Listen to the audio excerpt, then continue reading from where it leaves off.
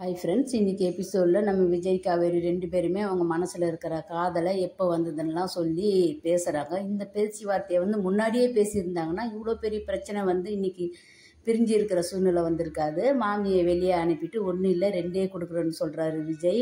கோபமாக உட்காருங்கன்றாரு. உட்காந்து நான் எவ்வளோ சொன்னேன், எங்கள் மாமியார் உடனே புரிஞ்சுக்கின்னு இப்போயே அனுப்பிட்டாங்களான்னு அவள் கோவப்படுறா. இப்போ இப்படிலாம் பேசுகிறவங்க எப்போ என்ன லவ் பண்ண, எப்போத்துலேருந்து நான் பொண்டாட்டின்னு தோணுச்சின்னு சொல்லிட்டு கேட்குறா. என்னடி கேட்குற, வெண்ணிலா வச்சு தான் இதெல்லாம் கேட்குறியா?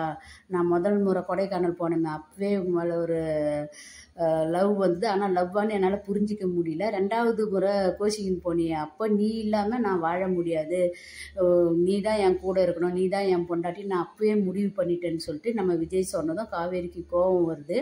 நீங்கள் அப்போ சொன்னவங்க எனக்கும் தெரிஞ்சுது, முன்னாடி இருந்த விஜய் விட இப்போ ஒரு மாற்றம் வந்திருக்குதுன்னு. ஆனால் என்னால் கேட்க முடியல.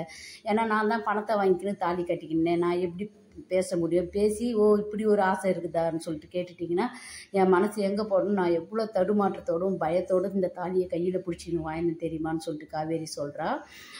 யமுனா விஷயத்தை சொல்கிறா, எல்லாத்தையும் சொல்கிறா. நானும் உங்கள் மேலே எவ்வளோ லவ் வச்சுருந்தேன், ஆனால் வெளியே காட்ட முடியாத சூழ்நிலையில் நான் வாழ்ந்துக்கின்னு இருந்தேன், ஒவ்வொரு நிமிஷமும் நான் பயந்துக்கின்னு இருக்கிறேன்னு சொல்லிட்டு. அது உண்மைதான்.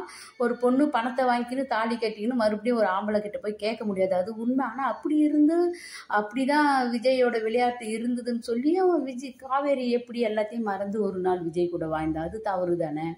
ஆனால் விஜயும் சொல்கிறாரு, நான் எப்பவுமே உன்னை விட்டு கொடுக்காம தான் லவ் பண்ண, நீ தான் என் கூட இருக்கணும்னு நான் எப்போவே முடிவு பண்ணிட்டேன்டி, ப்ளீஸ் காவேரி என்னை மன்னிச்சிடுன்னு சொல்லிட்டு மன்னிப்பு கேட்குறாரு. ஆனால் ரொம்ப கோபமாக பேசுகிறா.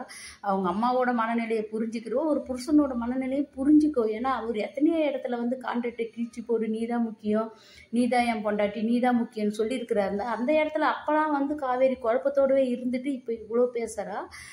இது இவ்வளோ பேச வேண்டியதில்லை. இனி காவேரி தான் முடிவு எடுக்கணும். Bye bye.